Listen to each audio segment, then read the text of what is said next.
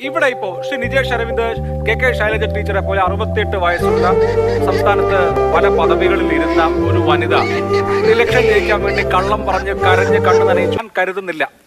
അങ്ങനെയല്ല ഉണ്ടായിട്ടുള്ളത്. അവർക്കെതിരെ വ്യാപകമായ വ്യാജ പ്രചരണമുണ്ട്. ഇതിനും മാത്രം ഇപ്പൊ ഇവിടെ എന്താ ഉണ്ടായത്? ആരാണ് എന്നുള്ളത് കണ്ടെത്തണം എന്ന പോയിന്റ് ശരിയാണ്. അതിൽ പോലീസിനും റോളുണ്ട്.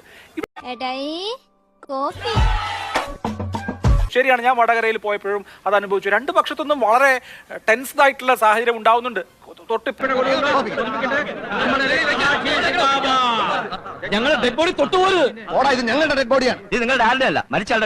ഇൻസ്പെക്ടർ, ഇതിലും വേദന ഞങ്ങളെ കൊല്ലാനല്ലേ? ഒരു INSC ചോപ്പ് കൂടി വെച്ച് നോക്കിയേക്കണം.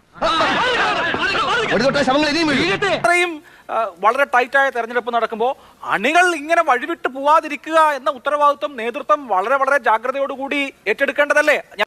എങ്ങനെ തിരക്കോ? എന്താണ് മന്ത്രി സാറേ